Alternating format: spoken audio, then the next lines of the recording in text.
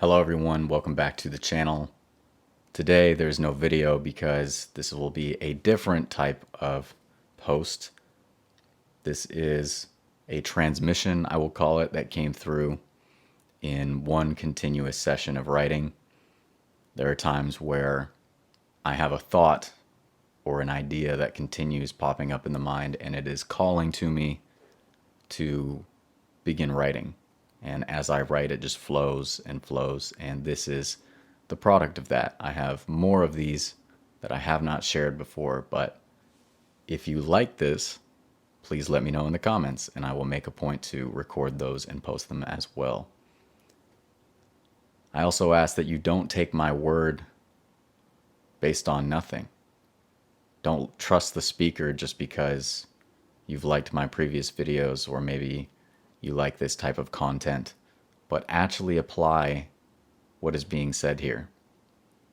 But first, please listen openly without trying to get anything out of it, without trying to apply it to something in your life or maybe what your specific desires are, but just listening openly.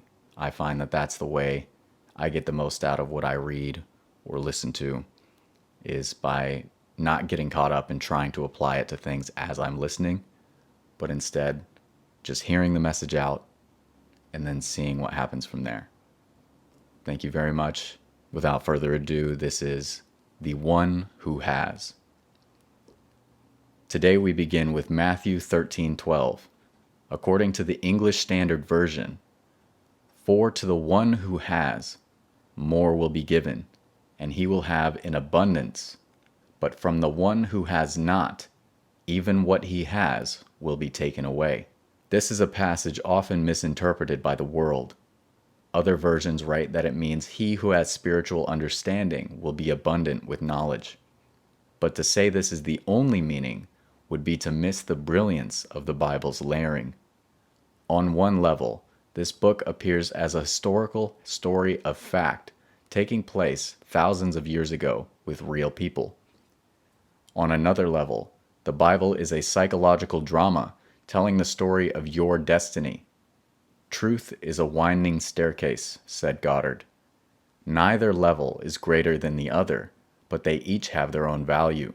On a practical level, this passage is telling us clearly about the law of increase. Now, for those who are new, I will summarize what we teach here in this way. We teach that what you are thinking feelingly and imagining throughout your day is creating your physical experience. And this is not meant in any small or limited way. Unaware as many are, man goes blindly on reacting to life, feeling and imagining the unlovely. All the while, he is weaving the tapestry of his life. You do not experience one thing that is not first imagined. For this reason, it is extremely important we remain conscious of where we are thinking from at all times. For to the one who has, more shall be given. Wouldn't you like more? Isn't that why you're here? To get what you desire. There isn't a thing wrong with wanting more, and to live comfortably, and don't let anyone tell you otherwise. But at least know how to get it. You as pure consciousness, pure awareness, that is, the silent I am you say before saying anything, your beingness. You are moving through states of consciousness. Unaware of this law of consciousness, we have fallen into a state. It may be a state of poverty, a state of loneliness, a state of lack. Well, that is no good. For to lack is to be he who has not, and that means even what you do have will be taken away. So let's look again at this whole passage. For to the one who has, more will be given, and he will have in abundance. But from the one who has not, even what he has will be taken away. If all is consciousness, and we are the experiencer or awareness, God, moving through states of consciousness, and these states outpicture themselves as the nature of our lives, what can we extract from this statement? We find from this statement that there are at least two states. In truth, there are infinite states, and your access to them are limited only by your strength of imagination and depth of relaxation. but there are at least two. There is a state of having, fullness, which is also receiving and abundance. And then there is a state of not having, lack, or need, which means loss. In truth, there is only a world of appearances, and your state merely determines what appears to be. But you are forever whole and complete. Your unlimited nature allows you to enter and experience states of seeming separation. Separation from self, capital S, which is God. Separation from wholeness. Separation from love. But we fall into these states of feeling separate. We must choose consciously to awaken our minds and imaginations to enter the state of consciousness or vibration of the one who has. Before I mentioned the law of increase. This means that what we put our attention on increases. When we put our attention on what we have, and maybe are even grateful for, we will be given more. But when we put our attention on lack, not having, we will have taken even that which we do have, but have chosen not to put our attention on. That is Matthew 13:12 as stated clearly for our purposes. You now know the secret to abundance. But this is a broad statement. It may not give you enough self-awareness as necessary to clear out all the lack thinking, feeling, imagining, and programming we may have going on within. Assuming the state of consciousness of one that has is more than affirming or visualizing that you have $1 million or the perfect partner or the ideal job. It is living as though you already have it. Living not meaning taking physical actions like spending money before it comes physically. You need not lift a finger to make it so. Living meaning being consciously the one who has. How would you think? How would you feel? How would you react to life?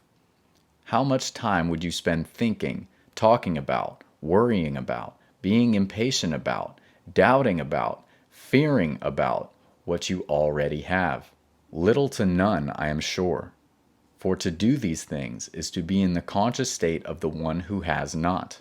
There are two aspects to your being, a physical outer being and a spiritual inner being, which is pure consciousness or pure imagination, which is literally God, the universe, source, subconscious mind, infinite intelligence, individualized as you.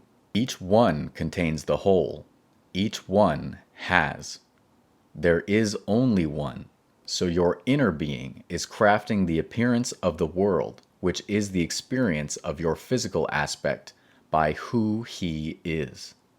This inner man becomes, and the world molds itself to match. A perfect shadow. This physical world is a perfect shadow of self, capital S, the state of one who has. Enter it spiritually, that is, in consciousness, and you become physically abundant and the receiver of more good. Goddard describes a state of consciousness as an attitude of mind made up of a body of beliefs.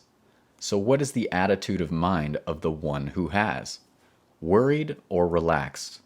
Fearful or relieved? Impatient or at peace? Doubtful or trusting that he shall be given more and be abundant?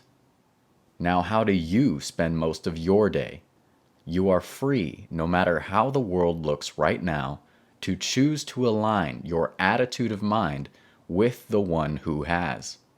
And in truth, that is really who you are. Now, what is the body of beliefs of one who has? The one who has the ideal job, relationship, life. To believe is to be and live. Being and living as the one who has. What do you believe? You are the one who has. Take your attention away from any physical circumstances or thoughts or feelings or imaginings which suggest you are he who has not. Ignore them all completely. You can make it as simple as, if I had my desire, I could relax. And you can. So take time to relax. You have it. You need not lift a finger to make it so. Relax and do nothing.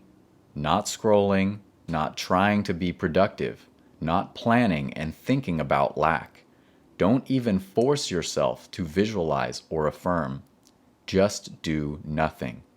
Close your eyes, focus on the breath, that coolness as you inhale, and warmth as you exhale through your nose. Do it for 15 minutes every day, and if the mind wanders or tries to distract you with problems or what needs to be done to rush you through it, go on even longer. Ignore them. As you persist in relaxing through it all, you are aligning yourself, capital S, your inner being, your imaginative aspect, which is your true self, with the one who has. And so it is.